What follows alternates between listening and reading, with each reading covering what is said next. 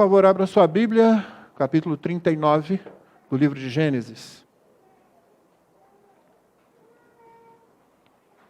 O tema da nossa mensagem desta manhã é fugindo do pecado e da tentação. E o que nós vamos fazer é revisitar um dos personagens mais queridos da Escritura, que é José. José é um personagem muito admirado por nós, porque a gente se identifica com facilidade com ele. E ele é um daqueles personagens também que podem ser usados equivocadamente. Por exemplo, talvez alguém já tenha falado para você, ou você já tenha ouvido alguém dizer: sonhe os sonhos de Deus. Venha sonhar os sonhos de Deus. Ou alguma coisa ainda pior do tipo: Deus está querendo realizar os seus sonhos. Porque José sonhou. E você viu que os sonhos de José trouxeram todo tipo de problema para ele. Não por causa dos sonhos em si, mas por causa da atitude dele com relação àquilo. Ele parece que não tinha muita sabedoria naquele momento. Então ele sonhava sonhos que davam a entender que toda a sua família se curvaria diante dele, o que você sabe que aconteceu no final das contas, mas ele saía contando isso para os seus irmãos. Ele era um dos mais novos, filho da segunda esposa do seu pai. Ele não era nem o primogênito, era o primogênito da segunda esposa, mas não da primeira. E, no entanto, ele saía falando aquilo tudo. O pai dele também, por outro lado, não foi muito sábio. Deu para ele uma túnica talar. Palavra que não significa muita coisa para a gente, mas que para aquelas pessoas ali significavam. Era geralmente a vestimenta que um pai dava para o principal herdeiro. E Jacó dá aquilo para José. E José põe aquilo.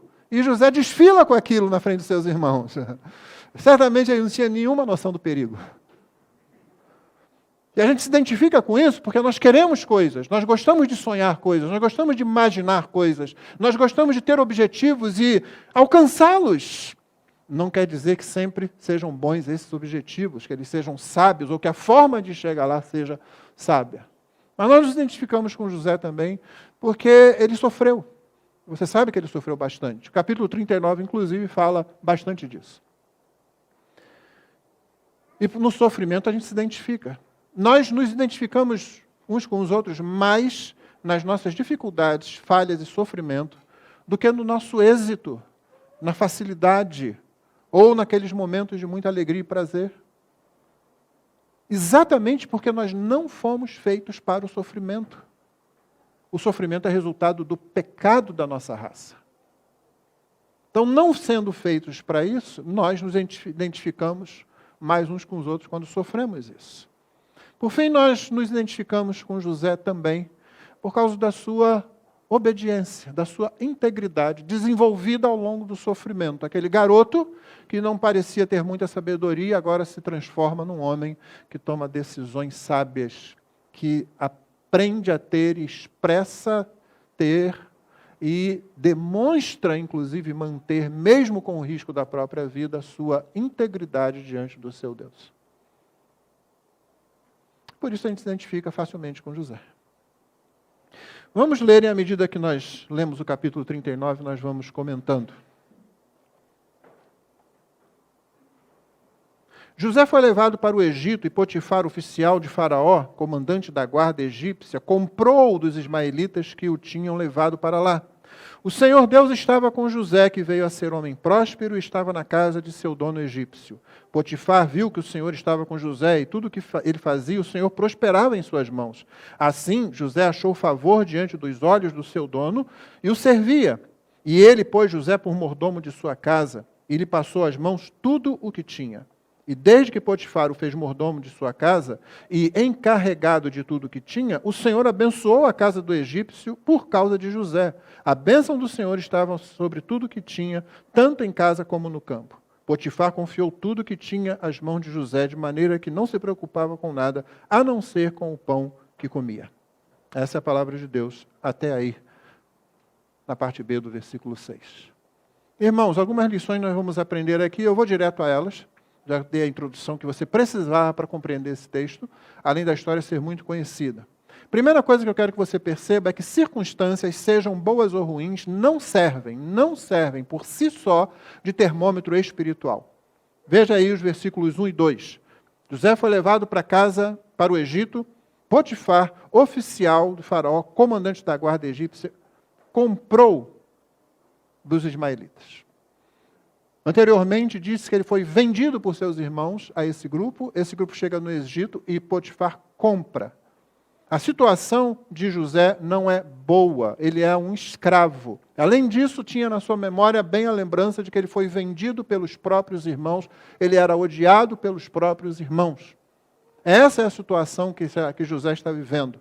Mas situação seja boa ou ruim, e nós vamos ver que daqui a pouco a situação melhora, você viu comigo aqui, ela não revela por si só a sua situação diante de Deus. Contrariamente a muito do que você ouve atualmente, estar sofrendo, mesmo uma situação dessa, ele aqui era um escravo, não significa que ele não está bem com Deus ou que Deus não esteja cuidando dele. Na verdade, esse processo de maturidade de José começa quando ele começa a sofrer. Pedro nos diz que nós devemos trilhar o caminho do sofrimento de Cristo, pelo qual Cristo mesmo foi aperfeiçoado no que toca à sua humanidade e obediência. Nós não somos masoquistas, não confunda isso. Sofrimento por si só não nos aperfeiçoa e não nos torna melhores. Por isso, uma situação ruim por si só não diz nada a respeito de nós, em relação a Deus. Mas geralmente é o sofrimento que Deus usa para que nós ouçamos o que Ele está dizendo. C.S. Lewis dizia que o sofrimento é o megafone de Deus para falar a um mundo surdo. Então, a situação seja boa ou seja ruim, por si só, ela não diz nada. Tenha cuidado quando você fala de alguém que está sofrendo ou de alguém que está muito bem e alguém diz, deve ter alguma coisa errada entre ele e Deus ou deve ter alguma coisa muito boa acontecendo entre ele e Deus. Segundo, o êxito como resultado da bênção de Deus não garante estabilidade daquela situação. Versículos 2 e 20. Versículo 2 diz: o Senhor Deus estava com José, que veio a ser homem próspero e estava na casa de seu dono egípcio. O texto diz, e isso vai ser descrito mais adiante, como você viu, que ele se tornou um homem próspero. José ficou numa boa situação. E o seu senhor o colocou dentro de casa. Havia um escravo que trabalhava no campo, na chuva, no sol, nas intempéries. José veio para dentro de casa. Talvez por causa da sua formação, talvez porque fazendo parte de uma família, de um clã, onde era necessário você conhecer a história do seu povo, conhecer a história do seu Deus, conhecer as promessas pactuais do seu Deus, ter aquilo na mente, José recebeu uma educação que o fez distinguir-se entre os demais escravos que os ismaelitas ali tinham. E de repente o que acontece? Ele vai para a casa do seu senhor, ele vai servir dentro de casa. E quando chega lá, ele se torna próspero, como você vai ver. Mas esse êxito, essa bênção de Deus, o verso 2 diz, o Senhor Deus estava com José, não garante estabilidade naquela situação. No versículo 20 você vai ler daqui a pouco. E o dono de José o tomou e o lançou na prisão, no lugar onde os presos dos reis estavam encarcerados. Ali José ficou na prisão. Estava na casa do seu senhor, talvez outros escravos estivessem junto com ele, Potifar comprou e diz, esse aqui vai trabalhar na mina, esse aqui vai trabalhar carregando lá um monte de coisa, esse aqui vai trabalhar lá no arado, baixo do sol, debaixo da chuva, não, esse aqui é especial, eu vou colocar ele dentro de casa. E dentro de casa ele prospera. Mas a bênção de Deus sobre isso, a bênção de Deus sobre a nossa vida, não garante a estabilidade. Mais adiante, ele é lançado na prisão. E aqui no versículo 2 você tem o primeiro comentário teológico. Há vários comentários teológicos. O que é um comentário teológico? Esse aqui, por exemplo, o Senhor estava com José. Essa narrativa não conta uma história. A história de um sujeito que sofreu muito e ganhou na vida. A história de um sujeito que correu atrás dos seus sonhos e por isso conseguiu. Não, conta a história de que Deus estava fazendo na história de um pecador que era inicialmente um pecador arrogante e imaturo, e que então se torna alguém que é útil nas mãos de Deus. Essa não é a história de José vencendo na vida, essa é a história de Deus vencendo o pecado de José. Amém? Aleluia. Eu me sinto tentado, posso ouvir um aleluia? Assim vocês não animam, não? Terceiro, A sua integridade vai falar mais de Deus a outros do que o seu sucesso. Versículo 3. Potifar viu que o Senhor estava com José e tudo que ele fazia, o Senhor prosperava em suas mãos. A sua integridade vai falar mais aos outros do que o seu sucesso. Note, Potifar está olhando para um escravo e dizendo, o Senhor está com ele. Mas ele é um escravo. Ele não está liberto. Ele não se tornou um conquistador, não se tornou, pelo menos não agora, o líder, o grande líder do Egito. Ele é um escravo. Não importa a sua situação, não importa quem você seja ou o que você esteja fazendo, desde que você seja íntegro diante do Senhor, desde que você sirva fielmente ao Senhor, isso vai falar aos outros de Deus. Então, às vezes, talvez você seja um trabalhador humilde, com um patrão muito culto, um patrão talvez muito viajado. Se esse patrão não tem Cristo, ele não sabe nada do mundo real. Ou ele sabe muito, muito, muito pouco. Não fique intimidado por aquele professor que parece que conhece muita coisa. Se ele não conhece Cristo, todo o seu conhecimento vai se esvair, vai por água abaixo ou vai pela eternidade abaixo. É a nossa integridade servindo ao Senhor que vai falar mais aos outros do que o sucesso. Paulo teve que dizer aos Coríntios, e você vai chegar lá, na nossa exposição daquela carta, você foi salvo sendo escravo? Continue servindo, Senhor. Se você puder ser livre, ótimo. Foi salvo sendo livre? Continue servindo ao Senhor. Foi salvo sendo casado? Continue servindo ao Senhor. Foi salvo sendo solteiro? Sendo judeu? Sendo gentio? Não faz diferença. O Senhor usa você. O Senhor sabe quem é você. O Senhor planejou você. O Senhor planejou a sua história.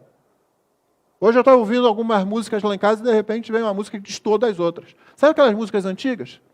Grupo Elo, Grupo Logos, aquela coisa boa. De repente vem lá um cantor, que eu não vou dizer o nome aqui, mas de repente destoa lá. Num dado momento que me chamou a atenção foi o sujeito dizer assim, o Senhor tem outro plano, deu errado esse, o Senhor tem outro plano para você. Já imaginou Deus fazendo isso? Ih, deu errado. Ai, foi para a prisão, meu Deus, e agora? Ué, meu Deus, eu falando? Não dá.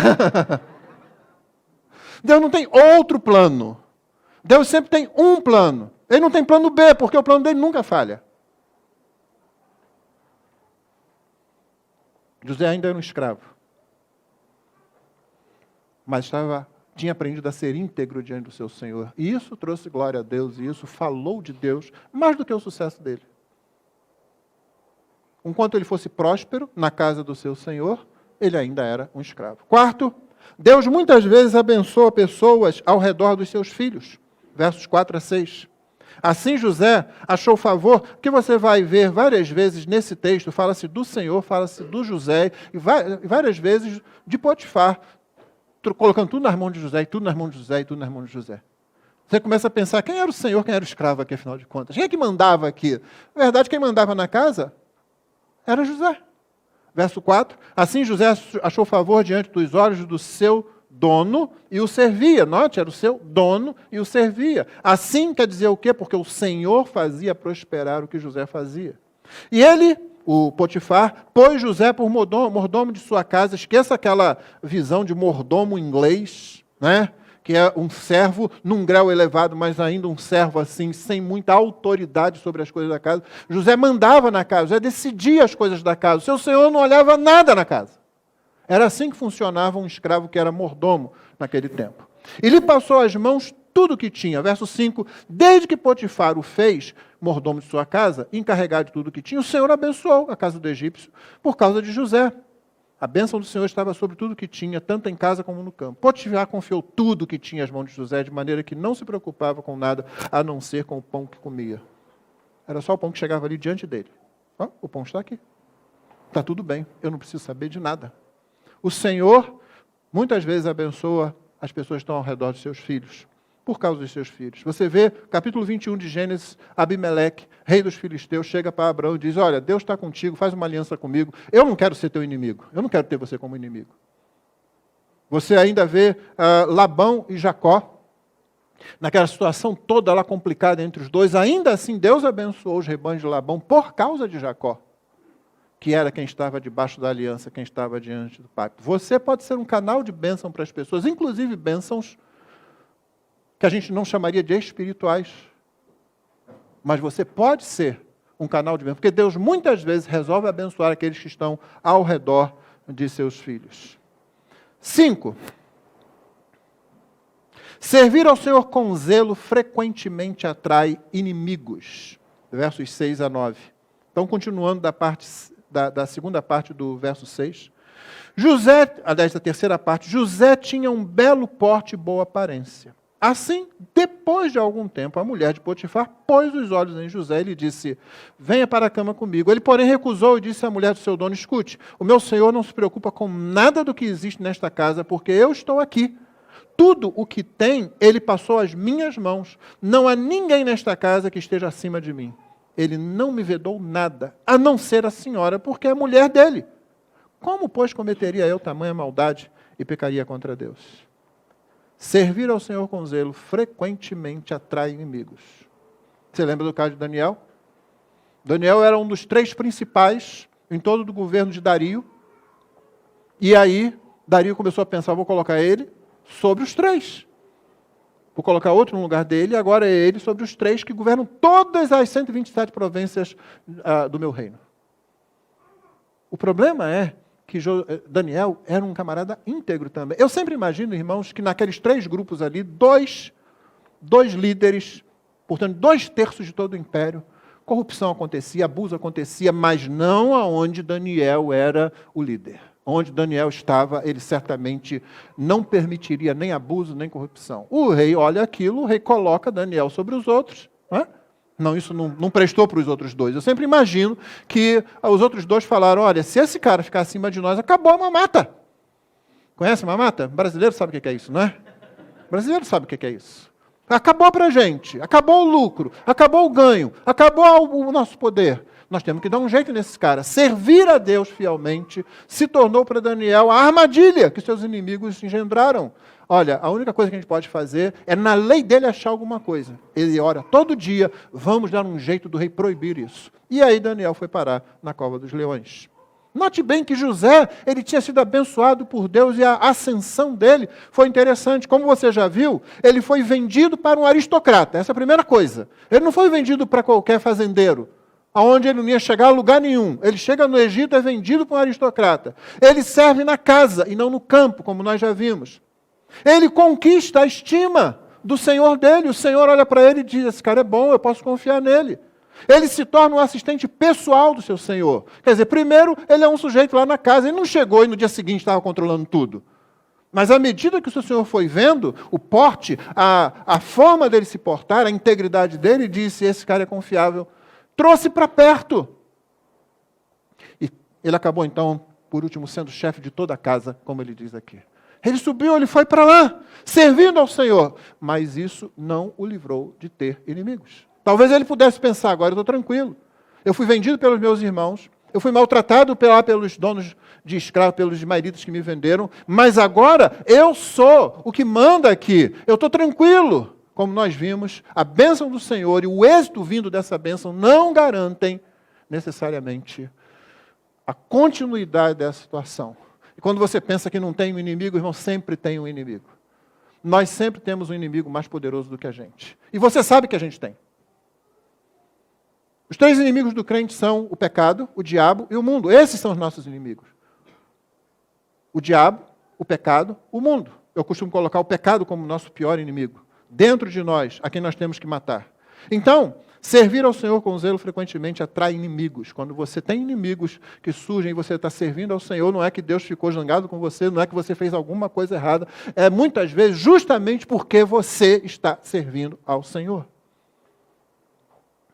6, a simples presença de oposição não significa estar desagradando a Deus. Versículo 9, na última parte. Aliás, eu vou ler o 9 todo. Não há ninguém nesta casa que esteja acima de mim. Ele não me vedou nada a não ser a senhora, porque é a senhora dele. Tudo debaixo dele. Tudo está debaixo da autoridade de José. A oposição não significa que ele está desagradando a Deus. Então José não parou ali e pensou, eu fiz alguma coisa errada. Não. É justamente o contrário, como eu acabei de dizer. Você lembra de Neemias reconstruindo os muros de Jerusalém? Você lembra de toda a obra de evangelização e missões? Oposição surge. Você não pode utilizar a oposição, assim como não pode utilizar as situações boas e ruins para medir alguma coisa. Nós temos essa tendência, irmãos. As dificuldades surgem, bom, acho que é porque Deus não queria. Ou então, se uma porta se abre assim, a gente, certamente foi Deus que abriu? E às vezes não foi. Nem toda facilidade significa que Deus quer que você vá por aquele caminho. Nem todo impedimento significa que Deus não quer que você vá por aquele caminho.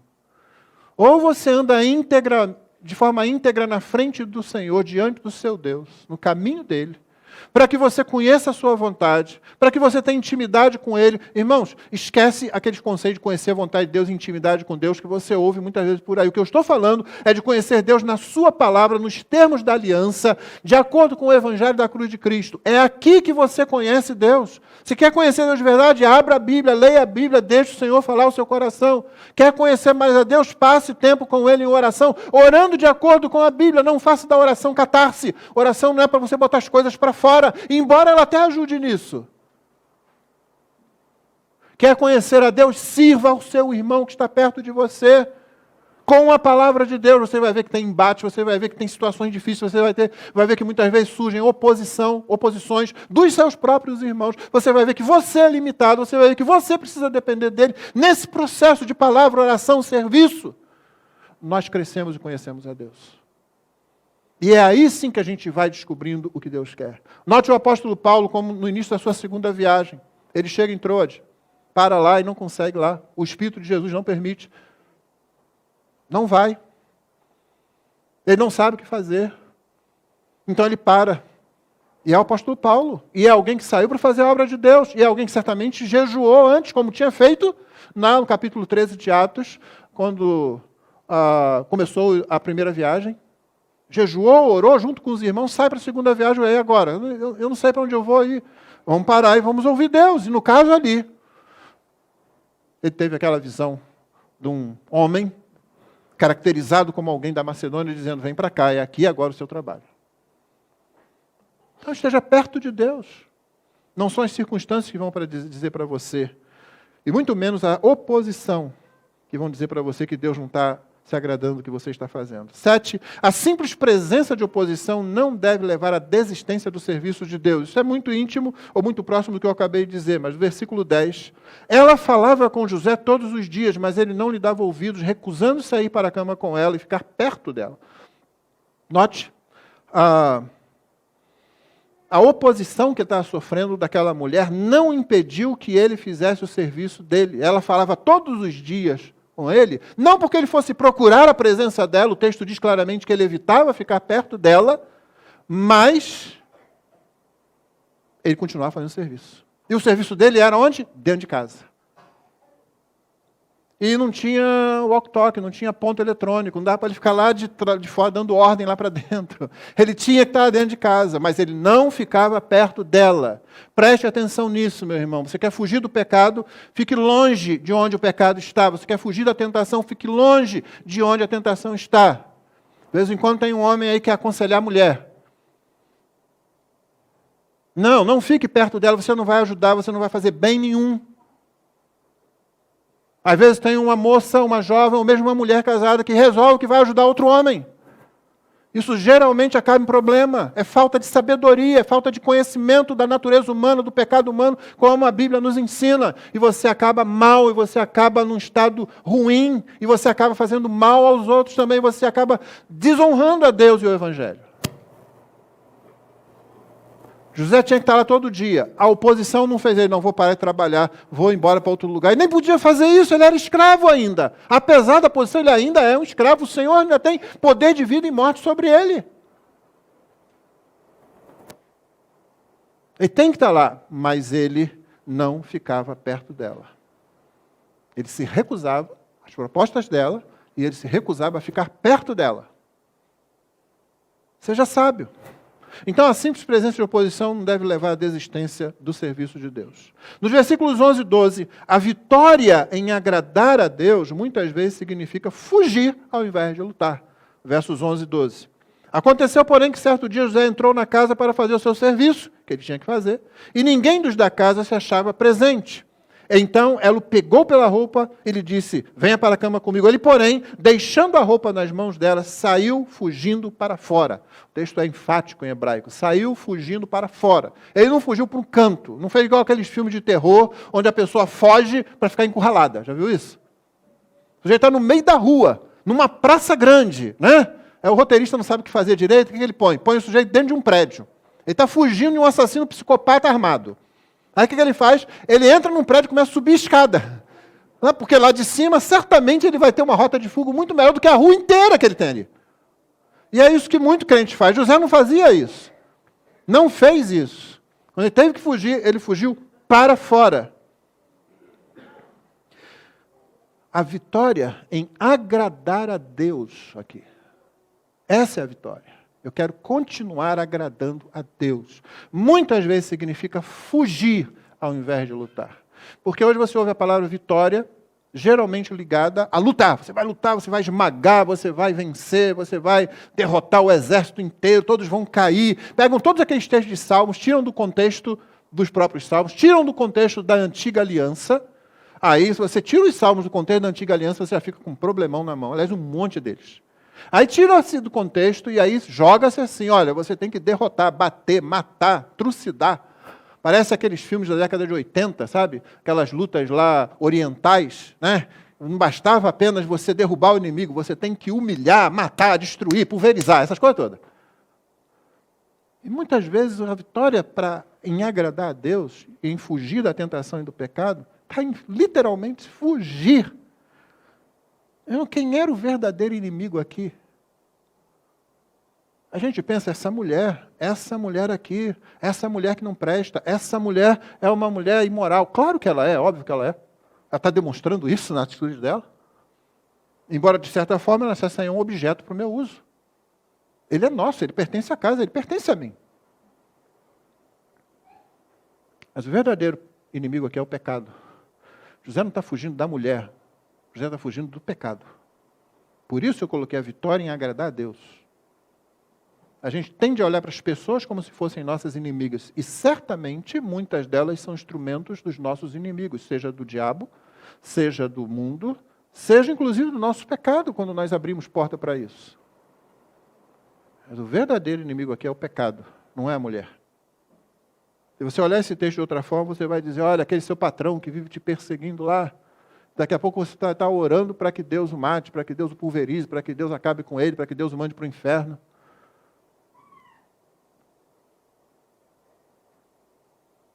Nossa luta não é contra a carne e o sangue, não é o que diz a palavra? Nossa luta se dá no campo da verdade, da injustiça, daquilo que a injustiça é diante de Deus. Então, muitas vezes, você tem que fugir. Essa é a vitória, fugir do pecado, da tentação. Fazer o que agrada a Deus não garante ausência de injustiça. 13 a 19. Quando notou que José tinha fugido para fora, nota a ênfase de novo, mas havia deixado a roupa nas mãos dela, você notou que ele disse, eu vou fugir daqui, eu saio daqui de qualquer jeito. Olhou a primeira janela que tinha, pulou por ela, ou a primeira porta saiu por ela e não ligou o resto, largou, se ela pegou a roupa dele, então ele largou a roupa nas mãos dela e saiu correndo. Não ficou argumentando da minha roupa, não ficou tentando uma luta lá, ele disse, o que eu tenho que fazer é fugir daqui. Meu irmão, quantos de nós acabamos prisioneiros, escravos de algum tipo de pecado, porque não fazemos a coisa física de nos distanciarmos do local ou do dispositivo da tentação. Jesus disse, se o teu olho escandaliza, arranca-o. Se a tua mão escandaliza, corta. Não foi isso? O que Jesus está falando é, tome uma atitude radical com relação a isso. Para aquela pessoa que não sabe usar um cartão de crédito, depois se embanana toda, se enrola toda com cartão de crédito e diz que é o cortador, o migrador que... Não foi o cortador, o migrador, não foi nenhum demônio, não. foi o teu próprio pecado. Não, os demônios têm ação nisso, claro. O trabalho é a tentação. Quando que essa pessoa deveria dizer, é pedir ajuda a alguém, a primeira coisa, e nós já tivemos que tratar de casos assim aqui na igreja, a primeira coisa que a gente vai é pegar uma tesoura e corta o cartão de crédito. Mas, pastor, por uma emergência. Essa não é desculpa? Uma emergência. E aí tudo vira emergência. Tudo é emergência, você está enrolado naquilo, porque você não toma atitude. O falecido David Wilkerson, quando começou o seu trabalho, ele era um pastor do interior dos Estados Unidos, um pastor da roça. Né? Ele tinha um hábito de... Ele trabalhava na sua igreja, se dedicava, mas ele tinha um hábito de, à noite, sempre chegar e ficar vendo televisão por umas 2 horas. E um dia ele percebeu que ele gastava muito tempo nisso, e ele gostava demais. O que ele fez? Ele foi e vendeu o aparelho de televisão. Decidiu que naquelas 2 horas ele ia ler, se informar e fazer alguma coisa mais útil. Foi numa dessas situações que ele pegou um jornal e leu sobre um grupo de rapazes que tinha cometido um assassinato no Central Park, em Nova York. E ele sentiu uma forte motivação, um forte desejo de ir lá falar com aqueles jovens. E aí ele pegou um amigo dele, saiu lá do interior dos Estados Unidos, lá da roça, e foi para aquela grande cidade. Conseguiu chegar, eles foram os 2 últimos a entrar no tribunal para a primeira audiência daquele dia, os 2 últimos lugares. Os rapazes entraram ali, todo o processo inicial começou, e quando a audiência se encerrou, ele, muito ingênuo, com a Bíblia dele na mão, foi e lá na direção do juiz. Né? Assim que terminou, ele correu para conseguir falar para o juiz que ele queria ter acesso àqueles jovens. Né? Quando ele fez isso, naturalmente, a segurança do tribunal, vendo um sujeito ir em direção ao juiz assim com tanto ímpeto, pegou o cara, prendeu o cara, os jornalistas logo vieram assim, e ele tentando explicar o que ele queria fazer. Um jornalista disse assim, ei, o que é isso na sua mão? Ah, é minha Bíblia. Levanta ela aí. Ele, na ingenuidade dele, levantou a Bíblia, no dia seguinte ele estava no jornal. Ele nunca conseguiu falar com aqueles jovens, mas falou com um monte de outros jovens. E iniciou um movimento de recuperação e pregação do Evangelho àqueles jovens. Quando começou isso? Porque desligou a televisão. Na verdade, ele vendeu a televisão. Ele disse assim, isso não está sendo bom para mim, eu estou dando muito tempo para isso. Eu não estou dizendo que você tem que vender o seu aparelho celular, embora talvez alguns tivessem.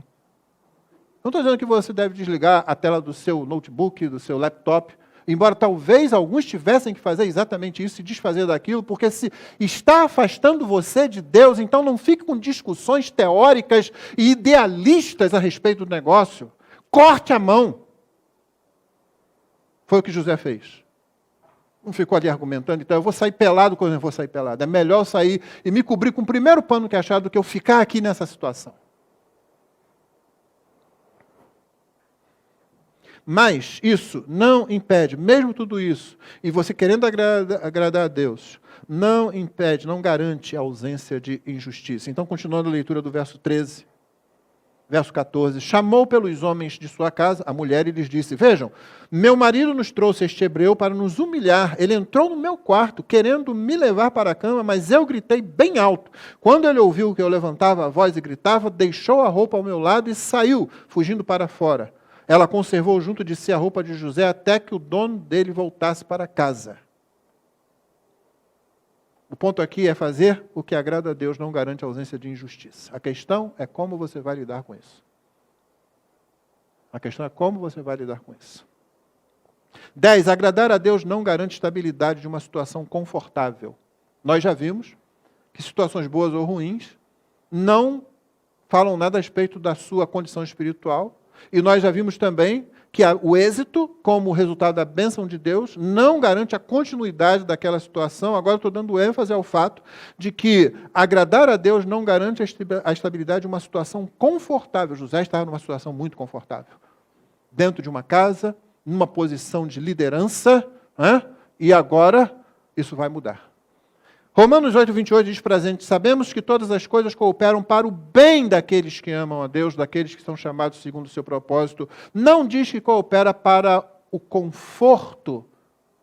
Às vezes coopera justamente para o desconforto. Às vezes Deus quer tirar você disso que o pessoal fala muito hoje em dia, né, da zona de conforto. Muitas vezes a zona de conforto é igual à zona de pecado. A área de conforto é a área onde o pecado consegue as suas maiores vitórias. E Deus, muitas vezes, precisa nos tirar de lá, geralmente pelo sofrimento, nos empurrar para fora dali. É como ovelha. É dito que a ovelha, uma vez que ela se abaixe, que ela caia, ela não consegue se levantar. Como nunca pastoreei ovelhas desse tipo, então eu não chequei isso. Mas o quadro é muito bom. Se ela para, ela desanima, o cão pastor ou o próprio pastor das ovelhas precisa vir colocá-la de pé. E para isso tem que incomodá-la. Um cão pastor, por exemplo, roda e late e avança nela em torno até que ela se assuste o suficiente para ela levantar e sair. Muitas vezes Deus tem que fazer isso com a gente. Então, todas as coisas cooperam para o bem, não necessariamente para o conforto. Lembre-se disso. 11. Agradar a Deus garante sempre Deus ao nosso lado, não importa o resto. Isso sim, isso é uma nota de garantia aqui. Porque eu dei várias notas de coisas que não garante necessariamente isso ou aquilo, mas mas agradar a Deus garante sempre Deus do nosso lado, não importa o resto. Versículo 21. A mulher continuou dizendo, porque o verso 20 eu já tinha lido, né? O dono de José o tomou, depois que ouviu o que a mulher falou para ele, ela repetiu o que tinha dito para os outros dentro de casa. O tomou, o lançou na prisão, quer dizer, do lugar agradável para o lugar desagradável, onde ficavam os presos do rei, e ali José ficou na prisão. Verso 21. O Senhor, porém, estava com José, foi bondoso com ele, e fez com que encontrasse favor aos olhos do carcereiro. Esse é o verso 21. Agradar a Deus garante sempre isso. Deus do nosso lado. Não importa o resto. O Salmo 16:8, Davi registra: tenho o Senhor sempre diante de mim. Estando ele à minha direita, não serei abalado. Ele agora sai da casa, ele vai para a prisão, mas ali ele continua confiando no Senhor. E o Senhor, estando ao lado dele, o abençoa também. O importante aqui, irmãos, não é que o Senhor o abençoou. Às vezes a coisa não acontece desse jeito. Que jeito? Esse jeito gráfico de você ver, e terminou bem. Olha só, Jó passou por tudo aquilo, e no entanto, no final, olha que final feliz. Às vezes o final não é desse jeito. Mas não é isso que a gente está buscando. Não é isso que garante que Deus está conosco, como nós já vimos. Não é esse o momento ou o ponto a que nós queremos chegar e que vai nos dizer agora sim nós estamos sendo verdadeiros homens, verdadeiras mulheres, estamos cumprindo a nossa vocação como seres criados por Deus. É sempre ter Deus ao lado, é sempre ser fiel a Deus. Note, José tinha saído de uma posição de conforto para uma prisão. Por melhor que seja uma prisão. Eu já fiquei num hospital que parecia um hotel. Sim, que perto. Era uma maravilha, mas era um hospital. Eu não tinha vontade de ficar ali mais tempo do que o necessário. Assim que dava para sair, eu pedia para sair. E era tudo bonito, e era tudo limpo. E as pessoas vinham perguntar o que você queria. E na condição que eu estava, dava para fazer isso. Mas era um hospital. É como a melhor poltrona de avião. Ainda não é uma cama. Quando aquela poltrona lá na primeira classe, eu não sei por experiência própria, lá na primeira classe, ela vira uma cama, virou cama, deixou de ser poltrona. É cama. A melhor poltrona não é uma cama. Então José está nessa situação. Mas o mais importante é que Deus estava ao lado dele. E Deus o abençoou. Penúltimo ponto, servir a Deus é nosso maior propósito. Seja na boa situação ou na ruim. Verso 22. Este, o carcereiro, confiou às mãos de José todos os presos que estavam no cárcere. E José fazia tudo o que se devia fazer ali. Servir a Deus era o propósito de José, aonde quer que ele estivesse. Você já viu aquele membro de igreja que ele serve a Deus só se for aquilo que ele quiser fazer? Eu já tive alguns casos desse aqui. Já teve gente aqui que queria servir a Deus, desde que fosse aqui no púlpito. O que eu falo para o pessoal da liderança aqui é de, irmão, pregar é a parte fácil do negócio. Eles ficam assim, que é isso, pastor? Pregar é a parte fácil. Eu não estou minorando a situação que é pregar, não. Estou dizendo que você está com uma pessoa e tem que aconselhar essa pessoa e orientar a pessoa a aplicar a vida dela à Bíblia e a Bíblia à vida dela, isso é que é o problema. É a pessoa de frente para você, aquela realidade ali. E o pior se dá quando você vê que aquela pessoa está ali com a situação que ela está enfrentando e ela está sempre ouvindo a mensagem domingo na igreja e parece que não aprendeu nada.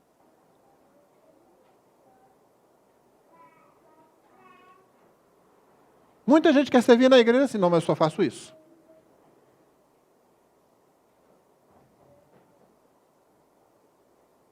Eu fui criado por minha mãe. Meu pai morreu, eu era muito novo ainda, tinha uns 10 anos de idade. Eu fui criado pela minha mãe, que ensinou tudo para os filhos. Ela não tinha esse negócio de ser filho homem, filho mulher, não. Ensinava tudo. Você tem que aprender, você tem que saber. A mãe não tem mais. Minha mãe não conhecia essa adversativa, mas não tem mais. Ela era daquele tipo simples, né? Aquela coisa clássica, né? Lembra aquelas respostas de mãe? Você não é todo mundo. Ponto. Porque eu mandei. Olha só, maravilha. Você aprende certas coisas muito boas, né? Então você fazia o que tinha que fazer. É para fazer, é para fazer. É interessante como isso fica na vida da gente. Eu vejo um copo caído aqui, que alguém deixa, e deixam, tá? Deixa aqui, pega para a criança, depois não leva, traz para cá para beber, depois não leva, não sei porquê. Eu pego, vejo, eu não chamo a pessoa responsável, olha, tem que limpar aqui, tem que fazer, não, eu pego e jogo no lixo. Eu quero crer que muitos aqui aprenderam assim, fazem assim. Essa é uma boa coisa, nos dá um entendimento de que, no fim das contas, eu estou aqui para servir. E a igreja é o lugar onde você serve. A gente vai ver daqui a pouco na escola dominical. Igreja não é uma associação voluntária, não é um lugar de associação voluntária, um clube ao qual você se associa. Igreja é uma instituição a qual você se sujeita. O nosso maior exemplo é Cristo, tomando a forma de servo. Aí a pessoa vem para a igreja, não, mas não quero fazer. Não vou. José, é o serviço, eu vou fazer. Você acha que ele chegou lá num dia e no dia seguinte o carcereiro já colocou ele lá para tomar conta de tudo? Não, ele veio mal recomendado. Esse camarada aqui deu em cima da mulher do senhor dele. É porque é um escravo. Ele vai dizer, olha, eu não fiz isso. Ah, é claro, ninguém aqui é culpado pelas coisas que foi mandado para cá, né? Mas ele chega lá, o que ele faz? Ele não se deixa amargurar.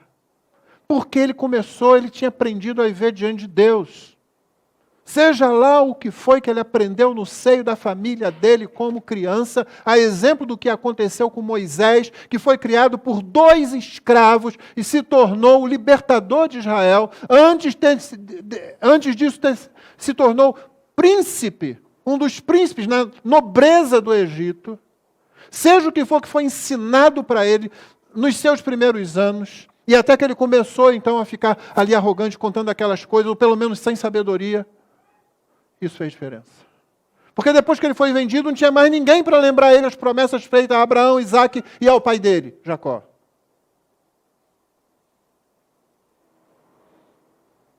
Não desvalorize o que você ensina para as crianças em tenra idade. Às vezes você vai vê-la um pouco desorientada mais tarde, mas não menospreze as sementes da palavra de Deus no coração de um pecador.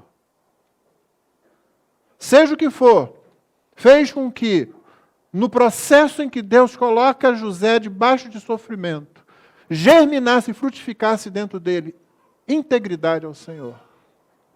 Então, quando ele chega lá, ao invés de ele ficar amargurado, ao invés de falar assim, eu tinha ido naquela reunião lá, naquela corrente de prosperidade, deu certo, eu comecei a mandar na casa de Potifar e agora aconteceu tudo isso. Não, ele era servo, vamos servir? É aqui agora, então começa a fazer uma coisa, daqui a pouco o carcereiro vê, esse camarada aqui vai me ajudar, esse camarada aqui vai melhorar para mim, porque ele é íntegro. E ele é íntegro diante do Deus dele. Então ele coloca José sobre todas as coisas, José começa a trabalhar ali. Trabalhe onde você está, porque você não está trabalhando para os homens, você está trabalhando para Deus. Você é servo. Nós somos servos. Onde Deus colocar você, trabalhe para Deus ali. Servir a Deus é o nosso maior propósito. E quando isso acontece, então, Deus dá mais trabalho para você. Isso traz mais glória para Deus e mais alegria para você. Mesmo que seja numa situação como a de José. Finalmente, servir é um bom caminho para se evitar a tentação. Verso 23. O carcereiro não se preocupava com nada do que tinha sido entregue às mãos de José. Você já viu esse filme antes? Na casa de Potifar. Porque o Senhor estava com ele, é o comentário teológico nesse verso, e tudo que ele fazia, o Senhor prosperava, é outro comentário teológico. Às vezes em que o nome pactual de Deus aparece nesse capítulo aqui, são de chamar a atenção. Você viu comigo quantas vezes o Senhor estava com ele, o Senhor fazia prosperar, o Senhor estava com ele, o Senhor fazia prosperar. Servir é um bom caminho para se evitar a tentação. José podia ter encostado num canto lá, ficado amargurado lá. Muitas vezes o pensamento vem, né? Você enfrenta situações difíceis causadas pelo seu pecado, ou causadas pelo pecado de outra pessoa, ou causadas simplesmente pelo pecado da raça. Nós somos uma raça de pecadores e sofremos consequências do pecado. Você pode sentar e ficar reclamando, você pode ficar lamentando as vezes em que você falhou, você pode ficar amargurado, você pode ir em direção à depressão, você pode fazer qualquer coisa, ou pode fazer aquilo que Elizabeth Elliot escreveu, fez e escreveu: faça a próxima coisa. Cumpra a próxima tarefa. Faça o que tem que fazer. Eu não estou muito afim de fazer. Você é servo. Vai lá e faz. Se você fosse servo, fosse escravo numa casa mesmo, não tem esse negócio de dizer eu não estou muito afim. Hoje eu não estou me sentindo inclinado a... Eu não estou muito assim, sabe? Quando você entende que você é servo, que você é escravo de Jesus, você vai e faz. E de repente, nesse processo, Deus se agrada. Eu penso que na maioria das vezes, de trazer alegria a você, de livrar você da tentação, de trazer a memória, como nós cantamos há pouco, contar as bênçãos, trazer as coisas boas que Deus tem feito. Porque se você deixar o seu pecado, o diabo e o mundo vão trazer para a sua cabeça só o que tem de errado ali, e como você foi mal nisso, e como você falhou. E aí você vai ficar. José não é curado das suas situações porque ele esqueceu aquilo. Ele não sublevou aquilo. Ele não colocou aquilo lá para trás da sua mente, jogou debaixo do tapete, não. Pelo contrário, ele tinha bem diante dele. Tanto que no final do livro de Gênesis, depois que Jacó morre, os irmãos dele, com medo, vêm, inventam mais uma lá e dizem: olha, papai falou para você não fazer mal a gente. Que eles falaram, agora ele vai se vingar. Ele não se vingou porque papai estava vivo. Eles tinham uma ideia errada de José, porque eles tinham uma ideia errada a respeito de Deus, e aí tinham uma ideia errada de todo mundo. A pessoa mesquinha, a pessoa orgulhosa, a pessoa egoísta, ela pensa que todo mundo é igual a ela. Não tem ninguém nessa situação que acha assim, aquele ali é sério, aquele ali é honesto, aquele ali é íntegro. Não, essas pessoas se aproximam de todas as outras com desconfiança, e poucas coisas são piores do que viver com desconfiança. Ficam, não, sempre estão na defensiva, e você sabe que quem está na defensiva é agressivo. Não, José não foi curado, se você quiser usar essa expressão, né? As suas feridas interiores não foram curadas por algum ritual, não foram curadas porque ele vou esquecer tudo isso e vou olhar para frente. Não foi curado repetindo versículos fora do contexto do tipo, se alguém está em Cristo, nova criatura é. Eis que as coisas se fizeram. Não! Ele foi curado nesse processo, se você quiser essa expressão. Ele amadureceu nesse processo porque ele conheceu Deus e se entregou aos termos da aliança que tinham ensinado para ele. José não conhece Deus, não pense que José conhece Deus num vácuo. José conhece nos termos da aliança, que ele nasceu numa família pactual. Deus o leva a compreender tudo a respeito disso. É por isso que ele disse para ela, para a mulher de Faraó, como, pois, cometeria eu tamanha maldade e pecaria contra Deus? Deus não é uma ideia vaga. Deus é o Deus de Abraão, Isaac e Jacó. Ele cresceu ouvindo as histórias do avô dele, do bisavô dele, do pai dele.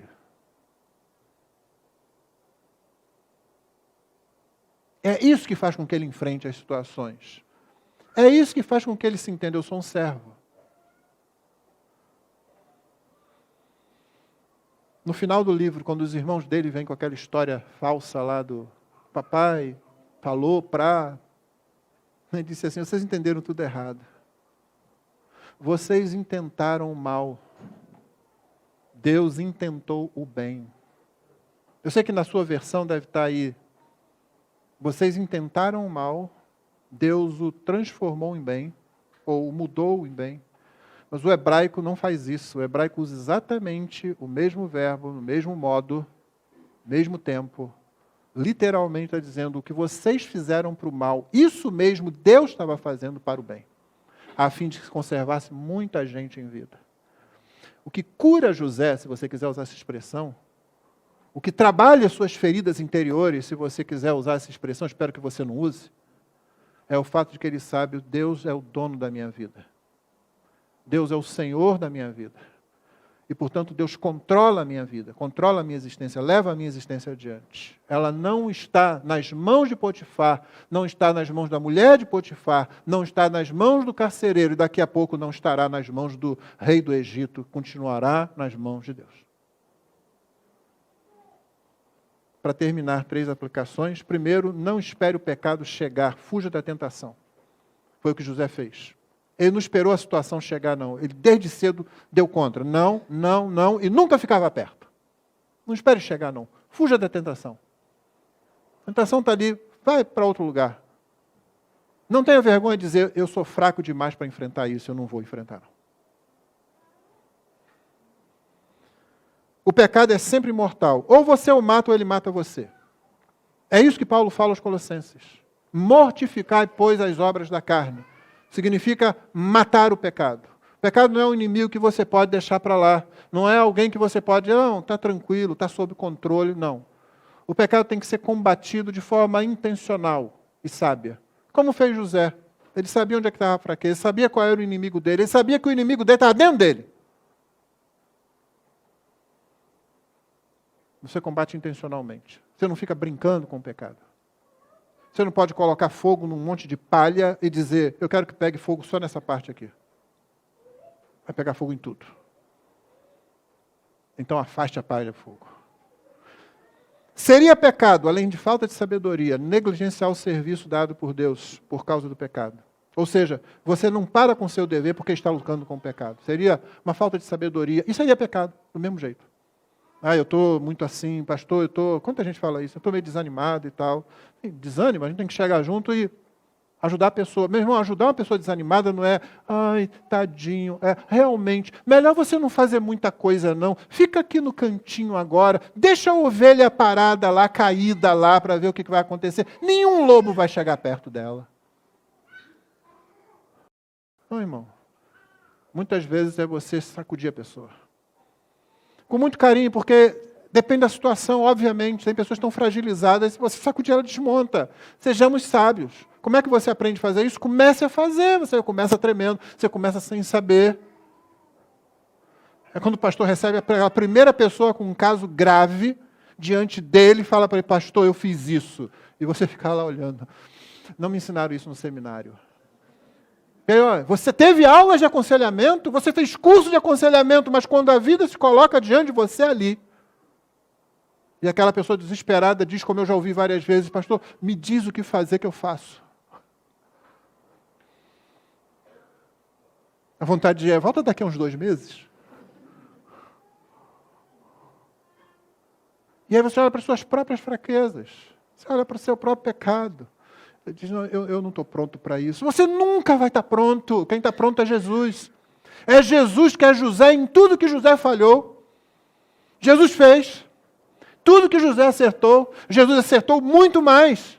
Ele é o filho totalmente obediente. Ele é o filho que assume a posição de serviço, de servo, porque quer agradar o Pai em tudo. Ele agrada o Pai em todo o tempo. Quando as coisas lhe são propostas, ele enfrenta, porque ele enfrenta com a palavra do Pai. Se tu és o Filho de Deus, transforma essa pedra em pão. Não, eu vou me alimentar com a palavra do Pai. A palavra dele é a comida. Se você é o Filho de Deus, então pula daqui abaixo, porque está escrito. Você está interpretando errado. Não aprenda hermenêutica com o diabo, irmão. O diabo não é bom de exegese. Aliás, ele até é bom. Mas na hora de fazer a aplicação, ele vai para o outro lado. Não tentarás ao Senhor teu Deus. Olha, tudo isso te darei.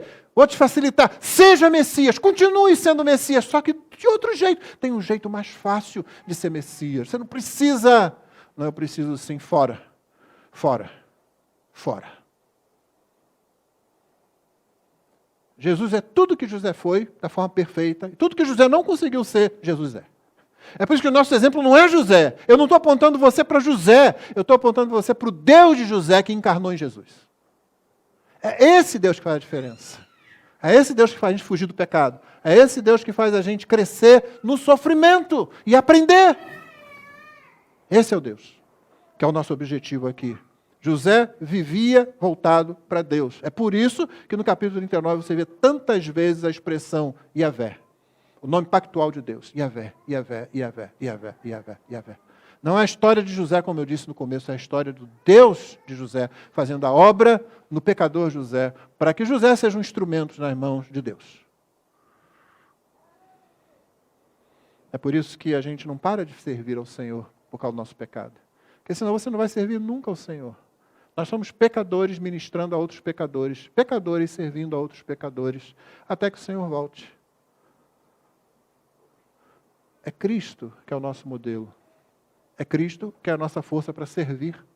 É Cristo que é a nossa vitória sobre o nosso pecado.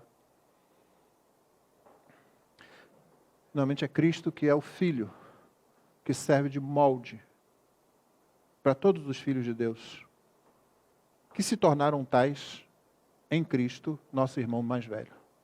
Deus nos abençoe, irmãos. Vamos ficar de pé?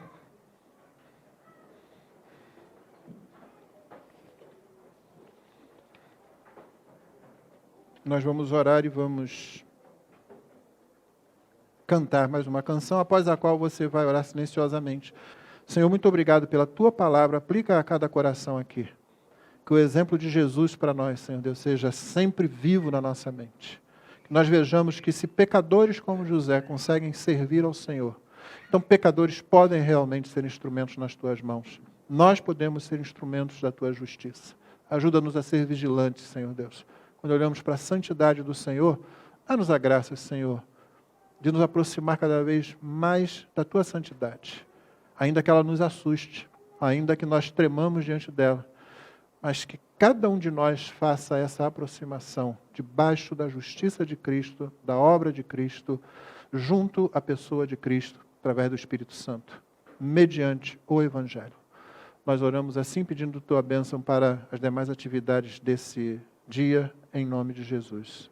Amém.